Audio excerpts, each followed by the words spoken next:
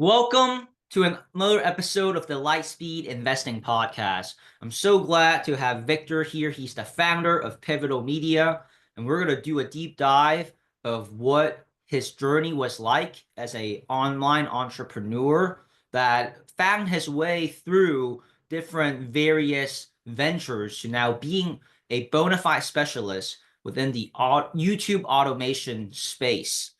What's going on, Victor? How are you doing? Hey, Philip, thank you so much for having me on the show, brother. It's an honor. Of course. Why don't you share with the audience where you're actually based out of right now? Yeah, interesting. So, not a traditional one. I'm actually in Cape Town, South Africa right now. That's not where I am born. I was actually born in Romania, spent most of my life in Canada, but the politics and weather drove me out of the country. And then now I just live in South Africa. Yeah, so you have a pretty, interesting background, right? You actually started YouTube automation when you were 13, and you did it for a couple of years. But then, I think you decided to explore some other things and you came back to it during COVID. So you want sharing, what that was like for you in regards to the transition and then what brought you back? Yeah, most definitely. It's a very interesting story and quite a few lessons and crazy stories along the way. So, I did start my YouTube journey at the age of 13. And it really wasn't, it was kind of in a sense automation or faceless rather, but mostly just faceless because I was way too shy to show my face. So I was just doing these kind of screen recordings and kind of tutorial how-tos because I was really into graphic design animations. And so I started creating these really cool like banners and just like intros for myself. And YouTube does what it does best and it shared my content and it started reaching people who were interested in Right. having that stuff for themselves. And so yeah, by the age of like 14, I had my skills already kind of sharpened up and people started coming to me and saying, hey, like, can I buy this? Can I buy that? And so I started taking in orders. I had to beg my parents to make me a PayPal account at the time. And yeah, they did. And so I just started making these orders. And like within the next year, I had enough money saved up to buy like a custom computer so I could stop using this like dinky little laptop. Okay. And that was kind of the first taste of entrepreneurship. I'm like, shit, I'm 15 years old, making again pretty good money relative to a 15-year-old. Mm, And it really, really opened my eyes. And I think it was a great thing, but also a bad thing because at that point I realized I don't ever want to work for anyone else. And I know I can be, self-sufficient online. And that's kind of what happened. So I kept going. And the reason why I left YouTube per se, it wasn't by choice. Like I loved YouTube and I had my entire identity was wrapped around it at that point. But at 17, something pretty tragic happened. YouTube took away my channel. They like terminated it out of blue. oh, I never knew why. I think I was doing something fishy in terms of like subscribers, trying to like get some sub for sub stuff. I don't know what I did, to be honest. I'm trying to narrow it down to that because I don't know what else it could be. But nonetheless, they terminated the channel. So I lost that. I had like 10,000 subscribers. I had a whole brand. And that was just taken away from me, which just obviously sucked. But I had to keep moving on. And from there, I had the entrepreneur bug. So I just kept going and trying new things. And I got into like different MLMs, like multi-level marketings. I bought ATMs, I bought vending machines.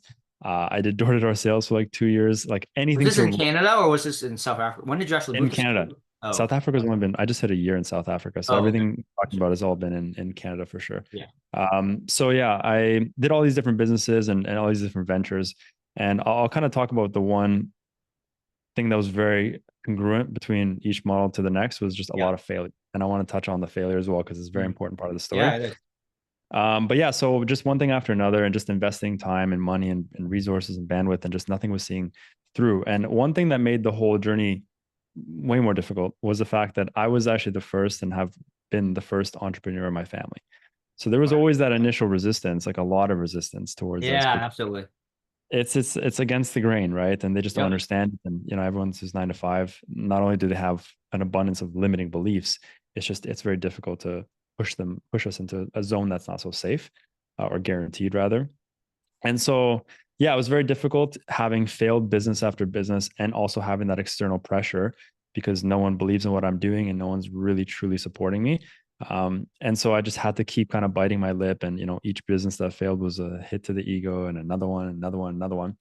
And so finally, my parents kind of got fed up with the failure streak I was on.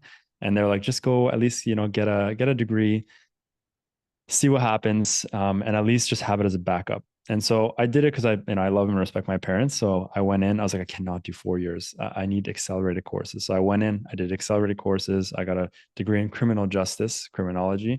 Um, never even was able to find a job afterwards, but I got the degree and I put myself through hell to get it too, because I was doing 4 years accelerated in two. And at the same time, I was Oh training for yeah. body. It's a lot of work. And yeah, Yeah. it was a lot of, every day was basically an exam. And so I was training for a bodybuilding show. I was working a part-time job because I did have to have some earnings as well to get myself through school. And I was in like the most toxic relationship I could have ever asked for, which lasted like 6+ years. So I was going through a lot at that time as a massive compound of just stress and Mm. again, negating my desires of becoming again the entrepreneur. And I just felt like I was drifting away slowly each day. And it was a horrible time for that reason. But I pushed through because that was a commitment that I made, got my degree. And then I said, okay, I'm going to try and find some work. I really literally couldn't find anything better after my degree than I could have before. I was getting offered the same kind of stuff after than I was before. And I was like, what the hell is the point of all this, you know? Yeah. Yeah. At least you And did it so in 2 years, right? You didn't have to wait 4 years to figure that out. 100%, those 4 years are just massive, opportunity loss that I didn't have I to go know. through. Tell me about So it. yeah, anyway, I finished the school, which is cool. And I was like, okay, mom and dad, I love you so much. And here's this piece of paper, which God knows what that piece of paper is now. But I was like, it's time for me to go back to my roots. I need to do this. And another reason why I had to do entrepreneurship is because I suck at being an employee. I just suck at it. I can't That's hold a so job. funny. Yeah. It's difficult for me to All do that. But entrepreneurs say that. yeah, 100%. It's just you're built for it, you're not built for it. And I'm not built for the 9 to 5. And I say that because like I have these two fears, and I've had these two fears, and I'll explain why I have them. But and many people have them, but it's just that, yeah.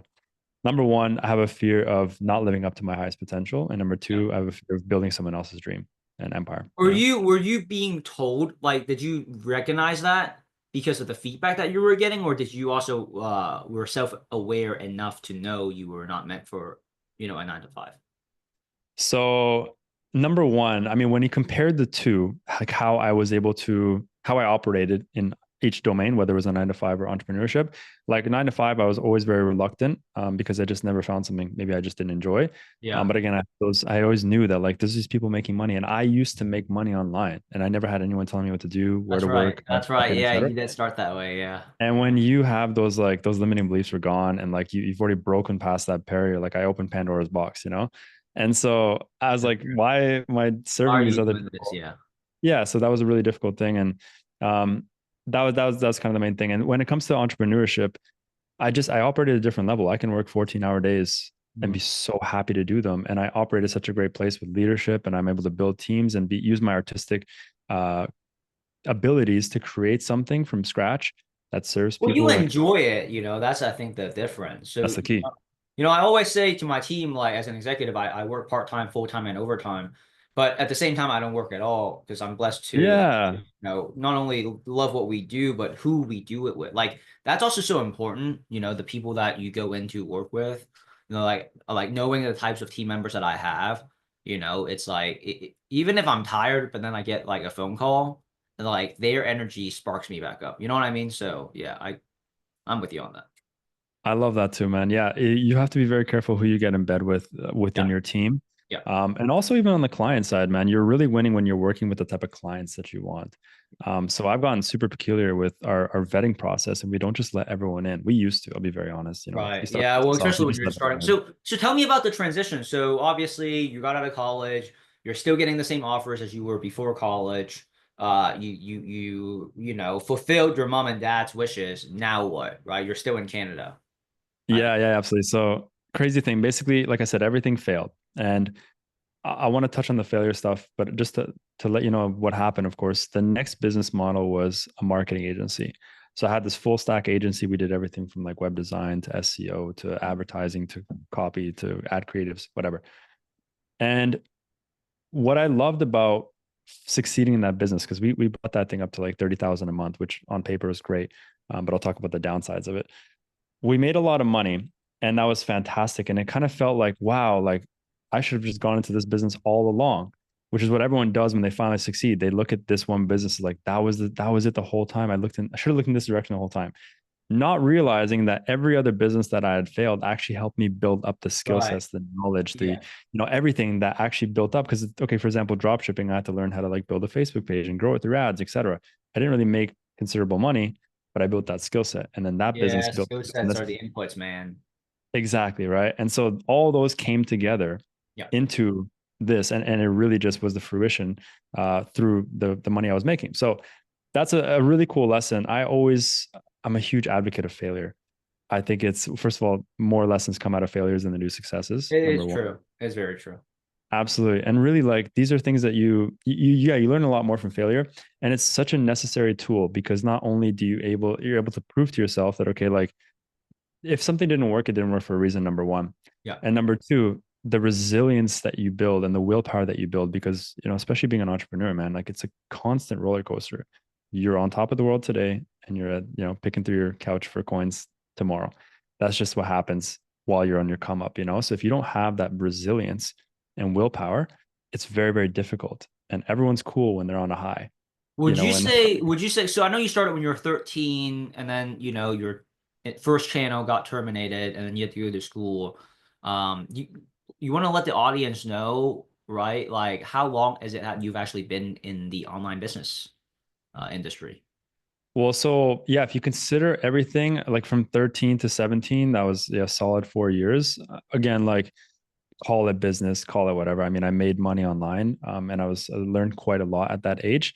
And then from there, I think the only years that I didn't do anything was the 2 years of door to door in terms of online business, and Mhm. then 2 years of, no, it's actually like one year, sorry, one solid year of door to door, and then 2 years of school. Those are the only, so only three Gotcha. years I've not been doing anything in the online business. The rest has been, yeah, drop shipping, Yeah. Amazon, Okay. all that stuff. So, So it's so been, all in all, you've been in business for specifically online business. yeah, so 13 then, 29 now, 6 minus 3, Yeah. So like 13 13, years. basically. 13 Yeah. years in the online game. So what, so then you did the marketing thing. You were making about 30 grand K a month. Yes. I guess, Yeah. from there, did you evolve it into the YouTube thing, or what happened afterwards? Yeah, yeah, great question. So, really interesting thing that happened. So, number one, just to understand, like, okay, the marketing agency is great on paper. What I have against the marketing agencies, and it can be done differently, but the way I had it, I had local clients. I had focused on dealerships as my specific like Oh, ICP. and this is in Canada still, yeah. Yes, absolutely. Yeah, everything was in Canada. So, my ICP, my ideal customer profile, was dealerships. We specialized in them, which was actually great. We had great results, etc. But the issue with having like physical clients specifically is that you're at the beck and calling all the time. I was literally bending over backwards just to keep these clients happy. So I did everything. So I didn't really have a personal life. My mental health was suffering, my physical health was suffering, my relationship was suffering. And I was just like, I had 9 bosses, 9 clients, 9 bosses. Like, that's kind of how I Mm, saw it. And so I really felt like I just got myself back into this like glorified job, the golden handcuffs. And so, although on paper I made all this money, is like I felt extremely unfulfilled in my own personal life. And so that was just the reality. I was like, well, screw it. Like, it is what it is. I'll figure it out later. Just ride it out for now. So what had happened is work life harmony, man. It's work life harmony, not work life I didn't balance. have any of that. Yeah. Yeah, I had none of that, man. Absolutely none of that. But it was whatever, as the cards that I felt like I was dealt, and I was like, I'll deal with it as I go. I can't, I finally had my big break. I can't just like let this go now because I'm not happy per Yeah. se. I'll figure it out. But something crazy happened, which was COVID. So COVID did what it does best, to shut down every single business. All my dealerships went under. I was the first to go. They don't need Right. marketing when they're not selling Obviously. cars. Yeah. So I Yeah. literally overnight lost every single client. It was within 1 month I lost all my clients. I went from on top of the world to zero. And so that was another transition, another And failure. how long were you in this marketing game at that point before COVID Uh, actually? 2 years. Took me 2 years to get to that point. Okay, gotcha. Yeah. Just about 2 years. Yeah. Yeah. Okay. So that had happened. And this is where the whole full circle moment comes back. So what actually happened was I lost all my clients. And in the same month that I lost those clients, I get an email from Google or YouTube, the same thing at this point. And that email basically says that, hey, sorry for taking so long, but we reinstated your account. We recovered your account from when you were back in 17. And so that account just magically appeared back on my computer. I could That's just like log. dude, that's so crazy how things happen like that. Like You know, they say Yes. coincidences are miracles in disguise. Yeah. It's like so true. Like, you know, and it's like success principles, you know, you can only gain when you've lost something. Like, you know, It's a good one. pain Yeah. is on the other side, or joy is on the other side of pain, and success is on the other side of failure. So they're actually on the same side of the coin. You know what I mean? They're actually like integrated. It's pretty funny how that works. It's like having one, you need one to have the other kind of thing. Yeah. Did they even ever tell you like the reason? They were just like, No, "Hey, no, no, kiddo, no, no, no. hey And kiddo, I sent, sorry, but here's your, by the way, sorry, and here's your account back after 10 no, years." no, no, no. Like, Worst part is there was no sorry in there. It was just like, oh, hey, we recovered your account. So not even an apology. Like, hey, you took away my entire business and identity as a child. okay. Did you ever Anyways, get that's clarity or no? no, literally 100%. That's why I said at this point, I'm just blaming it on myself. I'm trying to point the finger at myself. I must have done something. I genuinely don't know. I felt like I was pretty by the book, but yeah. So I had sent multiple emails across the years to the support, and I was like, hey, like again, What's I don't going know what on? happened. Yeah, Can you just give me some sign of life or recover the account for God's sake? And nothing. And then it came out of the blue. So that was really like a that's divine great. intervention Yeah. moment. You know, it was like something is telling me from somewhere to go in this direction. Well, maybe And also Google was like people need to find a way to, you know, make money online with COVID now. So yeah, here's a man. gun for you, you know? That's it. Who knows, you know? Like either way, it came across my desk and I was like, okay, if I'm looking at the fact that all my Right, clients left, I could pick this thing back up and find some right. online clients. There's always a way, but I still hate it, you know? So it's like, should I go in that direction? Probably not. Did I love being a YouTuber? Hell yeah. You know, that was the prime of my like childhood was just posting videos and making money at the age of 13, like no responsibilities. Anyways, super cool. So I decided to go back in. I dissolved the marketing agency. I went full into YouTube. That was the main thing. So that's how the full circle happened, how I got back. And that's what I've been doing for 5 years. And the way that it started was essentially I knew about this automation model. So like I said, I used to do faceless, but only because I was too shy to be in front of the camera. Now there's this new thing that came out, which is you can literally create videos without showing your face because you actually delegate the entire content creation process out to freelancers. So you Hmm. hire script writers, voiceover artists, video editors, thumbnails, That's right. thumbnail artists, and they create all the content for you. You just come up with the ideas. Right. And I was like, this is freaking genius, you know? I was like, this is like the same thing I was doing, but like I have other people doing it for me. And then you do it at scale. So I felt like coming into this with my marketing background, having run ads, having done content creation and creatives and stuff like that, I was like, this should be a literal walk in the park. And I'm used to be a YouTuber. This will be a walk in the park. It wasn't. It really, really wasn't. Really? Yeah, and I mean, YouTube is not that difficult per se, but I guess I was just very stubborn on and very adamant with one specific strategy that it took me literally like Oh, I see. I was going to around ask, a whole was it year. more so difficult because you had to get immersed with the new trends or new setups? Yeah, a Okay. huge part of it, huge part of it. And Okay. I can kind of spill the beans on what it was. I felt like I was just throwing spaghetti at the wall and hoping something would stick. And I was just way too broad and not strategic and just like almost like just gambling, just Oh, I hoping see. something would work versus just really looking from the roots and building up an actual strategy. Okay. Like even again, like you can people go into crypto, they just put money in a bunch of different No, coins and hope to I got you. money. So how you've been in the YouTube game for like 5 years now, you said? Ever since COVID, yeah, so 5 years now, which is How kills me. how long did it actually take you to make the right tweaks, right? And you know, go past that phase that you were describing?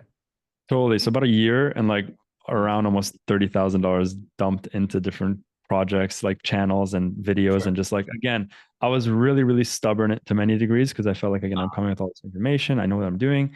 And then slowly but surely I was like, okay, something's got to change, you know? And so I tried a whole different strategy. And the real strategy is like quality over quantity. I was doing much more quantity over quality. I didn't really ah. put much attention and research and strategy and frameworks behind anything. I just really just tried to copy people without understanding why their content went viral in the first place.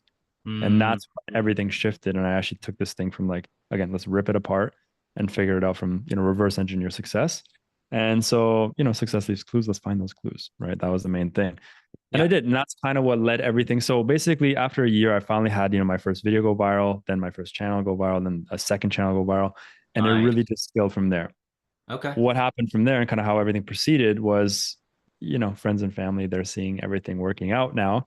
And they're like, what the hell is this? And how do I get one? Oh. So I started teaching people around me. And Ah. the beautiful thing is those people started making money, right? So I had a few friends that jumped on within a few months, like they're now monetized and making money. I was like, this is fucking cool. What is Like the range? You know, obviously maybe each person differs depending on what stage they're at. Oh, I guess let's start with you. Like, how much did you personally get up to before people started requesting what you were doing? Was it four figures, five figures a month? Yeah. So once I hit around like 40K a month, they were like, okay, this is a direction to look into. And even a small piece of that is a nice piece, right? So that was kind of the beauty of having that as like, okay, like there's a proof of concept here. And it wasn't just like that one channel. It's like you have multiple channels. And so if you can do this with one, like you can just Right. continue doing it more and more. And it becomes a very scalable, compoundable business. Oh, so you're talking about 40K a month per channel for you. No. So that at that point, that was like the compound collective. Compound. But again, you can just there's channels that were doing like 3K a month, 5K a month. Ah, I see. And then I we see. did have one, a big one that was doing like 11,000, whatever, Or have million. you broken the six figure a month mark yet at this point of your YouTube career? No. I actually haven't, to be honest. And the reason why, when I went into, so actually, I kind of derailed myself from that, and you kind of see it as an excuse, but it's not in a sense. And I'll kind of explain the story. So I got to that 40K a month mark. When I got to that mark, I started teaching people because people, friends, and family, like I mentioned, right? So as I started getting that, we started getting a bunch of results and success from that. And then more people wanted to know about it because they were telling their friends, et cetera, et cetera. And I was like, okay, this is taking away a lot of my bandwidth because I can't focus on this stuff and teach all these people at once. So I'm just going to create some videos and put them on YouTube, send them links. They can figure it out and ask me questions if they need. I post those videos and I still have them to this day. They went freaking mega viral. Like, Oh, because at the wow. time, no one knew about YouTube automation. It was like so Oh, low key. And so I post them and they went crazy viral. I had one video like hit 400,000 views or something, which is huge for like a make money online style niche. And just more and more videos started picking up. And I was like, shit, okay, like this is another direction I need to look into because there's a lot of demand. People were not just like watching the videos, but they were like, yo, we want your help. Like, can you build this some sort of support system or community? So then I built a community that ended up being freaking huge. And then mm. from there, I was able to help all these people. But again, every single time I kind of leaned more into that direction, it was taking away a lot of the bandwidth Yeah, I from get it. From the the main thing that YouTube, you were the making main money thing. from. Yeah. Yeah. But I loved it because there was this massive impact. Like I wasn't making money off it per se, just a bit on the views and stuff, but like I wasn't making money off these people, but they were all seeing success. I was actually like, it was so fresh and new and everyone started making money because it was just like this untapped model. I'm like, it felt so fulfilling to just lean in that direction. And so I did and just continued with it. And then they were just like, yo, we need like that one size fits all, build a course. Doesn't even matter how much you charge for it. Like we'll pay for it. Like so many people. I was like, okay, I've never built a course before. Screw That's it. Let's great. build a That I course. got you. I got you. And And so so I built guess the for course. now, what Yeah, is go on. your focus? Are you building the education side of things, or are you able to, balance it out where you're still pumping time, energy, and bandwidth into the actual YouTube automation for your channels? Yeah. So we still run the channels for sure. I haven't really been in a place to like scale. So what I've done is I've maintained my like I call them safe channels. So channels where like my input personally is like 1 hour to 2 hours a month I kind see. of thing. Like literally the most least bandwidth bearing Right. input. And so they still generate income because we have channel managers, project managers, Yeah. quality control teams, and Sure. they help basically with the whole curation. Then we just have our hands Nice. over every once in Nice. a while. And that's kind of like the essence, it's kind of the pinnacle of a YouTube automation channel where you have Right. all these systems, automations, the AI that does this, et cetera. And then your input is just very, very minimal. And you just kind of collect the cash. That's like the peak of how a channel should be built. Hmm. And that's kind of so I maintain like three of those right now. Right. And last year, last year now. Yeah. It's 2025. Sold a few channels as well. So these are also assets that people Nice. like to buy. So that's why I I don't have see. as many now because I just had this one guy's, just bought So all then of them. is your, I guess if you have to put like a percentage on it, how much of your time is going to the course creation and teaching and education space? Yeah, a lot of time because different factors. I'll tell you one thing. So we have a full-fledged coaching program. We have 9 calls a week. We have 4 coaches. We have a course, a very active community, and just other ongoing things that are happening as well. That's one division that's happening right now, which is taking up a lot of time. But also we're building a secondary division, which is now the personality side. And so that's kind of something that we've been really, really focusing on as well to build out. There's a lot of infrastructure and nuances again when building a whole different division. But because I've only helped people start faceless channels, but I haven't helped people who want to get on camera do their stuff because it's kind of the same thing. But more specifically, my ICP there, my target audience, is not just average people who want to get on camera, like they're more than free to come on as well. But specifically business owners and coaches who need a new acquisition system. They're only using Instagram, they're only using whatever it is, like Facebook or LinkedIn, and they're negating the fact that YouTube is literally one of it is, I would argue, the best acquisition funnel that you can have, because long form content converts like no other content. And so now we're building an entire other coaching program designed and dedicated to just the B2B space in a sense, and helping coaches and business Sure. owners use So, which YouTube. we'll, dive into detail, I'm sure on our next get For together, sure. right? Yeah. But in terms of just a number, percentage wise, how much like are you allocating now, to the actual channels versus the education space? Because of the fact they're fully automated, like 20%. And then putting 100% into the coaching side and building the Okay. coaching side. I love it. Love it. Love The, it. Gotcha. yeah. So, thanks so much for being on, and sharing your journey. I'm excited to actually get into the nitty-gritties of the industry and, the different divisions that you have next time we get together. Victor, for those listening in, if they want to get in touch with you, what's the best way and how would they do that? Yeah, for sure. I think the best way to get in touch, if you guys want to ask any questions or even hop on a call and I can show you more about how the whole thing works, it's just Instagram. That's kind of where I'm most active. So I'm sure he'll leave a link for you, but just if you want to put it in, it's Vic. So ITSVICKK, two Ks at the end. It's Vic. That's it. All right, there you have it. We have Victor, founder of Pivotal Media, and feel free to message him on IG. And Victor, I'll see you again next time to talk more about the YouTube automation space in depth. Sweet, my brother. So nice to have you, man. All righty, thanks. You have a good night. Take care. Take care. Take care, man.